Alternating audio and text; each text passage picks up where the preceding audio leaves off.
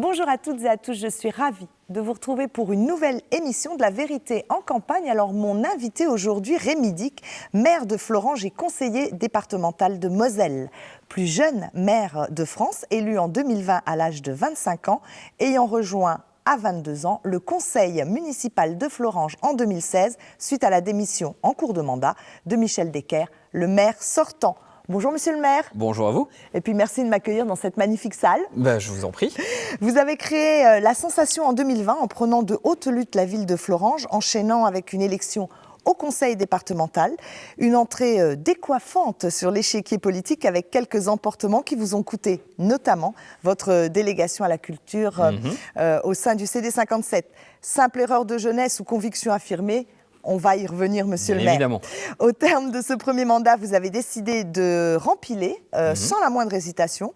Intégré à Sciences Po grâce à une convention d'éducation prioritaire, vous avez repris il y a quelques mois un cursus dans une fac à Paris avec l'ambition d'intégrer l'ENA. Faut-il y voir une inquiétude pour l'avenir ou une affirmation affichée de continuer à vous construire avec force et détermination? On verra ça. Vous allez répondre à cette interrogation sans langue de bois dans quelques instants. Mais avant cela, comme pour tous mes invités, vous avez pu choisir le lieu de cette interview. Alors, nous sommes où ici, Monsieur le maire? Alors ici, nous sommes sur la scène de la Passerelle, cette salle qui a son symbole, puisqu'effectivement, c'est l'une des plus grandes réalisations, alors grande au sens autant budgétaire que symbolique. L'une des plus grandes réalisations du mandat. Effectivement, une salle qui est passée à 900 places et qui est en plein centre du centre-ville qu'on essaye de créer, à Florence. D'accord. On va s'arrêter un instant sur votre entrée en politique en tant qu'élu. Une opportunité saisie pour devenir conseiller municipal, puis un bel alignement des planètes pour votre élection. Est-ce qu'on peut considérer que vous avez bénéficié de circonstances favorables pour votre arrivée aux responsabilités ? Ah oui, c'était totalement à la fois inédit mais pas prévu. C'est-à-dire que j'ai eu un enchaînement d'opportunités. Premièrement, d'être sur la liste. À 19 ans, d'être sur une liste en 2014. La liste de Michel Decker à l'époque, qui m'a donné ma chance. Et en 2016, effectivement, avec cette difficulté de la majorité qui amène le maire à démissionner, qui amène la majorité à me choisir. Et ensuite, d'avoir l'opportunité en 2020 d'être réélu. Donc effectivement, il y a eu beaucoup de travail de ma part, mais surtout les circonstances de départ sont vraiment, j'ose le dire, une forme de coup de chance. Et je suis reconnaissant aux personnes qui m'ont fait. Et je sais bien qui m'a fait. D'accord. Alors, deuxième épisode, la sanction prise par Patrick Weiten à votre rencontre. Est-ce que vous regrettez aujourd'hui la position que vous avez prise en favorisant le candidat RN lors du second tour des élections législatives? Si c'était à refaire, est-ce que vous le referiez? Mais il n'y a pas, pour moi, c'est pas une erreur. Aujourd'hui, la vie politique, elle est ce qu'elle est. Et la vie politique, on le voit dans les prochaines années. Le combat contre la France insoumise, il est total et permanent de tous les corps politiques. Aujourd'hui, il y a 1 an et demi, ce n'était pas le cas. J'ai été peut-être un peu précurseur. J'ai ouvert ma bouche parce que j'ai des convictions et je continuerai à avoir des convictions. Et toute personne qui sait dans quelles assemblées je suis savent aujourd'hui savent mes convictions, c'est-à-dire une lutte très claire contre la France insoumise et j'allais dire une gauche radicalisée. Mais c'est aussi que le monde est différent. Regardez, d'Édouard Philippe, j'allais dire Horizon, jusqu'à maintenant l'UDR qui a émergé et qui fait vivre une espèce d'alternative à droite, on voit que le monde politique n'est plus le même. Et je me permets aussi de dire que se prépare aujourd'hui aussi, on est en 2026, se préparera 2027. Et qu'est-ce qui va se passer en 2027 ? Et il y a plus de questions qui sont ouvertes avec l'après 2027, de l'après présidentiel et des conséquences de 2027 sur notre corps local. Voilà, il y a beaucoup de questions qui se posent aujourd'hui. Et donc effectivement, moi je reste clair, droit dans mes bottes. J'ai des convictions, je les affirme. Je bosse partout où je suis. Je pense qu'on ne m'a jamais reproché mon travail et mon investissement. On ne m'a jamais reproché mes positions locales ou territoriales ou départementales. On m'a reproché de la politique. Alors, votre premier mandat est marqué par une dynamique immédiate qui vous a conduit à prendre des décisions budgétaires lourdes, à supporter par les collectivités. Ça aussi, c'est un choix délibéré pour vous ? C'est surtout que lors de ce mandat, on a fait un choix clairement de fortement investir. Voilà, si c'est ça le sujet. C'est ça le sujet. Si c'est ça le sujet, effectivement, on a eu 2 mandats, 2014-2020 avec réellement un besoin de redonner des marges à la collectivité. Et donc effectivement, il y avait une augmentation d'impôts au début du mandat de 2014 qui a été fait par Michel Decker, pas par moi. Il y a eu effectivement des choix qui a été de se redonner des marges. Et à partir de 2020, on a fait un gros mandat d'investissement. Plus de 50 millions d'euros d'investissement sur un mandat. La passerelle, mais aussi le parvis et l'esplanade de la Passerelle, mais également le stade d'athlétisme de niveau national qui a été fait derrière le collège, également le boulodrome couvert qui a été réalisé, y compris de la voirie qui a été réalisée un peu partout. La rue de Famec qui a été totalement réhabilitée, le rond-point qui a été fait dans le quartier de la Centrale. Enfin voilà, on a eu un surinvestissement parce que la ville avait besoin de retrouver des équipements fiables, de retrouver une dynamique aussi urbaine, et parce que on est dans une vraie opération de restructuration d'une ville qui s'est endormie pendant trop longtemps. Et c'est ça le mandat de Florange en mouvement, c'est le nom de ma liste depuis 2020. Florange en mouvement, c'est deux choses, c'est l'événementiel et c'est l'investissement. Alors, vous avez fait également de la sécurité une priorité absolue. Est-ce que vous êtes satisfait de cet engagement et quels sont les résultats probants de votre politique volontariste là-dessus? Alors, sur la sécurité, j'allais dire, le mandat est en demi-teinte. Une première partie du mandat jusque l'année dernière, où j'étais extrêmement fier du travail qui avait été réalisé, notamment de redoter la police municipale. On est monté jusqu'à 7 agents en police municipale. Un mandat qui a été marqué sur des acquisitions de pas loin de 35 caméras. De vidéoprotection qui ont été installées en ville. Le dispositif voisin vigilant qui avait été installé au précédent mandat avec la participation citoyenne également, et qui a survécu jusqu'au Covid. Et après, il y a eu une deuxième phase du mandat, c'est-à-dire les 18 derniers mois, où un aléa managérial de l'équipe de police de l'époque, fin 2024, a amené à une baisse de l'effectif et on est retombé à 3 agents. Et on essaye de recruter, mais on a beaucoup de mal parce que le sujet de la police municipale est très tendu. Donc notre ambition est de rester à 5-6 agents de police municipale. Mais effectivement, on se retrouve là un peu dans une difficulté. L'avantage quand on avait 7 agents, c'était qu'on avait une astreinte qui fonctionnait de 7h30 du matin jusqu'à 22h de police municipale. Et on avait 6 jours sur 7 des agents qui étaient présents sur le même horaire. Ce qui pour moi était véritablement une vraie garantie contre les incivilités, contre les sujets de petite délinquance. C'était un véritable enjeu que d'avoir une police avec des horaires extrêmement larges. D'accord. Et sur le plan économique, Florange n'a pas toujours a difficilement digéré, j'allais dire, le désengagement de la sidérurgie lorraine. Le plan de restructuration a créé plus de tensions sociales que d'espoir concret. Vous voyez néanmoins poindre une éclaircie quand même sur la situation de l'emploi dans le bassin là ? Je suis très radical sur le sujet. Notre territoire n'est pas un territoire qui doit amener à des drames.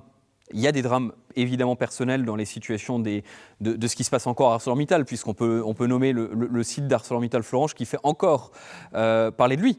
Mais regardez le reste du contexte. Alors, on a depuis 6 mois là, quelques difficultés à l'échelle internationale et géopolitique. Les affaires de droits de douane, un peu la problématique de protectionnisme européen a créé de la tension dans toutes les boîtes situées sur ce territoire. Mais de manière générale, on a des investissements massifs qui sont en train de se réaliser sur Florange. Regardez H2V qui s'installe entre Uckange et Florange, ce pôle d'hydrogène et de biocarburants qui veut s'installer. C'est un investissement de 350 millions d'euros sur le territoire entre Uckange et Florange, qui est concret. On a ArcelorMittal Taylor Blanc qui nous a sollicité à un moment donné, parce qu'ils voulaient aussi faire un agrandissement de leur usine. Et là encore, avec des dizaines de millions d'euros, voire des centaines de millions d'euros d'investissement qui voulaient se réaliser. On a sur l'Europort, qui est situé à la bordure de Thionville, Illange et Florange, des dizaines d'entreprises qui veulent s'installer également. Les ZAC sont pleines à Florange. Les zones d'aménagement sont pleines à Florange. Et aujourd'hui, la question qui se pose à l'échelle de l'agglo, de la grande agglo, c'est quelles sont nos futures nouvelles zones économiques. Et ce territoire du Nord-Moselle, il est extrêmement dynamique. Donc pour moi, aujourd'hui, le Nord-Moselle est en train de se reclasser, plutôt à l'échelle de la géopolitique régionale, comme l'un des rares territoires où ça vaut le coup d'investir pour les entreprises. Et Florange est la première ville industrielle encore du territoire du Nord-Moselle. Donc aujourd'hui, ne soyons pas déclinistes. Oui, on a eu l'avantage pendant des années dans la sidérurgie. Mon grand-père y a travaillé, mes 2 grands-pères y ont travaillé dans la sidérurgie, comme la moitié de la région. Mais il y a d'autres usines qui sont arrivées. Il y a ThyssenKrupp, il y a Safran, il y a ZF Lemforder qui est installé. Il y a des grands groupes qui font notre valeur. Et il y a d'autres entreprises qui veulent se mettre en valeur. Et souvent, on parle plus des entreprises qui ferment ou des plans sociaux que malheureusement des entreprises qui veulent s'installer. Donc moi, je vous dis, aujourd'hui, on a un territoire d'avenir, par notre situation géographique, par notre organisation. Et je me permets de dire que la Thionville-Fensch agglomération, aujourd'hui, est une vraie force devant le milieu économique. Alors, sur le plan environnemental, on passe à autre chose. Vous avez hérité d'un état des lieux pour le moins négatif, en particulier en matière de pollution. Est-ce que vous pensez pouvoir renverser la vapeur avec des mesures de dépollution et de réhabilitation ? On a un territoire d'usine.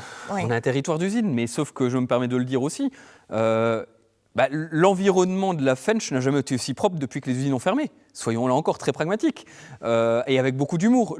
J'ai commencé mon mandat, j'avais la coquerie qui était encore en fonctionnement, avec la torchère de la coquerie qui faisait qu'il faisait plus de 15 degrés toute l'année à proximité des habitations. Parce que cette torchère brûlait sur un périmètre extrêmement large, avec une demande de l'ARS de ne surtout pas construire des habitations autour de la torchère. On avait la Fench qui était polluée. J'ai fait mes premiers affrontements avec ArcelorMittal parce qu'on a porté plainte contre ArcelorMittal à cause des pollutions de la Fench. Voilà, tout ça c'est fini.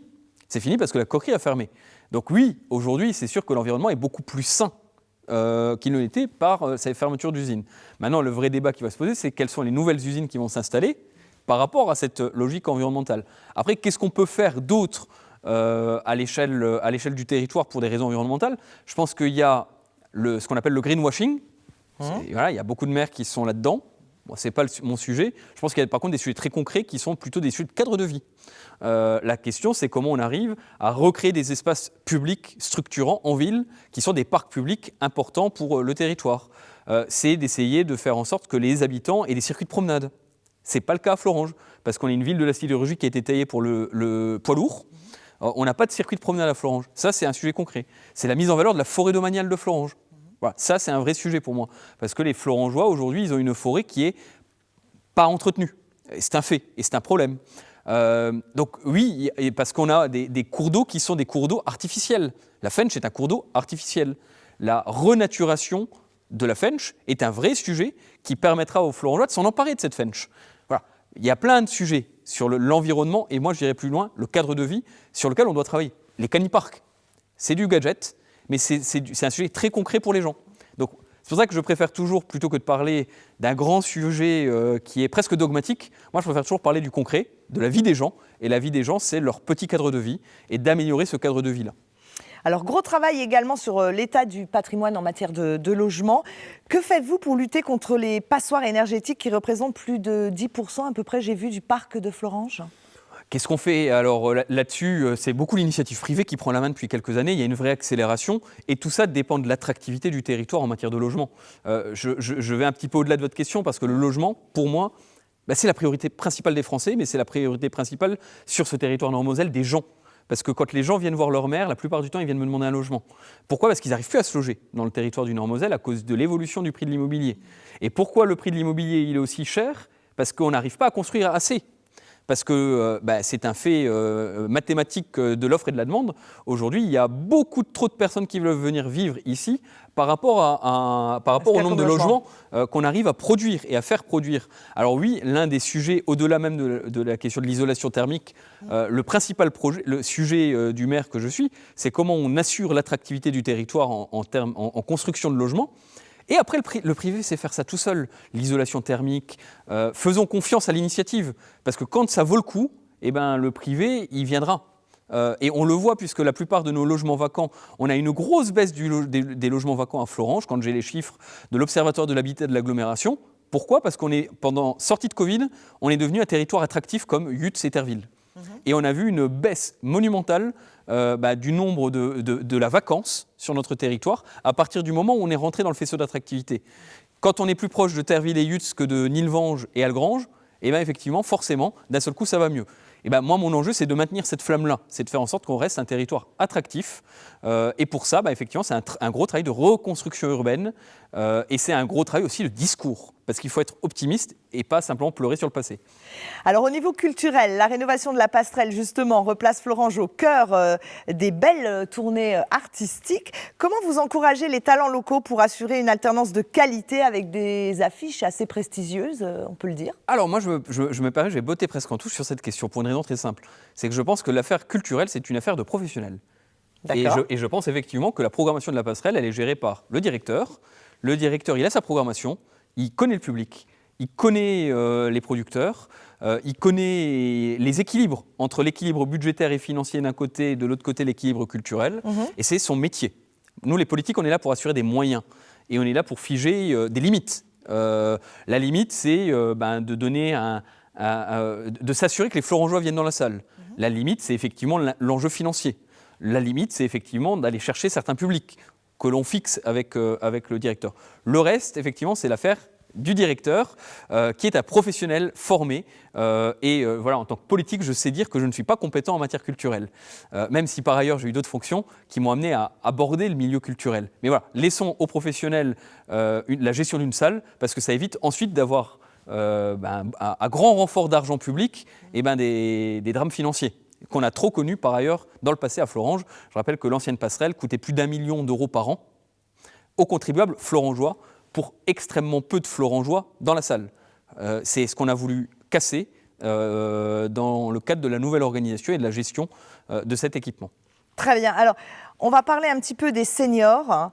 Est-ce que vous investissez dans la synergie, comment je pourrais dire, intergénérationnelle pour rompre l'isolement qui est quand même assez courant maintenant chez les personnes âgées, hein. Oui, c'est un vrai sujet. C'est l'une des priorités de ce mandat et des mandats qui sont les miens, puisqu'on a tout de suite, dès que je suis arrivé, mis en place une vraie politique senior qui est municipale par l'intermédiaire du Centre communal d'action sociale. Alors pour ça, il y a eu plusieurs outils. Le premier outil, ça a été l'animation senior. Pour connaître les publics. L'enjeu, ce n'est pas d'animer les seniors juste pour les animer et pour faire en sorte qu'ils puissent avoir un café, gâteau les après-midi, c'est de connaître le public senior, de lui proposer une offre de service qui nous permet d'avoir la connaissance fine des personnes pour que les travailleurs sociaux puissent ensuite les accompagner dans leur vie. Le deuxième élément, ça a été effectivement de réintégrer 2 temps dans l'année où on les voit. En dehors des animations, c'est effectivement le repas des seniors de la fin d'année qui a été maintenu, mais aussi on a une distribution annuelle des colis qui nous permet de voir 1400 seniors en 2 jours. Ce qui est important parce que là encore, connaître le public, c'est discuter avec lui, c'est prendre le temps qu'on ne prend jamais pour attribuer, voilà, une discussion importante avec eux. Et le troisième élément, maintenant, ça a été la résidence intergénérationnelle qui a été créée. C'est une résidence dédiée à nos seniors, 79 logements, il y en a une deuxième en construction, qui sont dédiés en priorité pour les publics porteurs de handicap, mais également pour les seniors. On a plus de 70 seniors dans cette résidence. Il y a aussi quelques familles sur des profils T4, plutôt des mamans solo, qui sont là avec 1 ou 2 enfants, mais qui permettent de créer cette logique intergénérationnelle, ce deuxième pied intergénérationnel. Et je pourrais en rajouter la 4e, c'est qu'on a restructuré et accompagné la nouvelle dynamique du Conseil des sages de Florange et du Conseil municipal des enfants pour créer un lien entre les deux. Et donc là, aujourd'hui, on a maintenant, à l'initiative du président du Conseil des sages, qui est tout neuf, puisque depuis 1 an et demi, il est président du Conseil des sages, et on a créé aussi la mère des jeunes enfants de Florange, ce qui n'était pas le cas avant, il n'y avait pas de maire votée par les jeunes enfants de Florange. Maintenant, on a vraiment une structuration qui fonctionne bien et qui crée une vraie dynamique intergénérationnelle sur la ville. Monsieur le maire, on va se détendre un petit peu. Bien Ça sûr. a été vraiment rempli d'informations extrêmement importantes. En essayant de mieux cerner un petit peu votre personnalité, je vais vous citer le nom d'un certain nombre d'hommes politiques nationaux ou locaux. Je vous laisse les commenter, alors soit par un mot, vous les qualifiez par un mot qui vous vient, soit par une phrase, mais vraiment très très courte, puisqu'il y en a plusieurs. Ça va aller. Allez, c'est parti, on y va. Charles de Gaulle. Une aspiration. Nicolas Sarkozy. La base de mon engagement en politique. Emmanuel Macron. Beaucoup de déceptions. Jean-Luc Mélenchon. Je pense à un plus grand adversaire de la France. Jordan Bardella. Une énigme sur son avenir. François Baroin. François Baroin, un potentiel qui n'a jamais émergé. Laurent Jacobelli. Laurent Jacobelli, je ne saurais pas comment dire, personnalité particulière du territoire. Éric Ciotti. Éric Ciotti, j'ose utiliser un mot dur, mais un traître qui a voulu vendre le parti. Franck Leroy. Franck Leroy, j'ose presque dire que c'est un ami. D'accord. Patrick Weitsen. Une autorité claire. Pierre Cuny. Pierre Cuny, pareil, c'est quelqu'un de proche avec lequel on va devoir travailler maintenant pour l'avenir de la Thionville-Fench agglomération. Clairement. Philippe Tarillon. Un adversaire tellement historique qu'il pourrait rédiger mes discours et je pourrais rédiger les siens. Alors, pour conclure, Rémi Dick, je vais vous demander de me révéler un mot qui trouve, qui trouve place au cœur de votre sensibilité, qui vous inspire particulièrement, qui a du sens pour vous, qui représente quelque chose aujourd'hui. Je n'ai pas compris, pardon. Un mot qui a du sens pour vous dans la vie. De prendre en main son destin. De prendre en main son destin. Un peu plus qu'un mot, mais ça vaut le coup. C'est pas mal. En tout cas, je vous remercie beaucoup pour cet entretien que vous m'avez accordé, pour toutes ces informations. Je vous souhaite bonne chance, évidemment. Merci. Et puis, je vous dis à la semaine prochaine. Nouveau lieu et nouvel invité. D'ici là, surtout, prenez bien soin de vous et merci pour votre fidélité. À bientôt.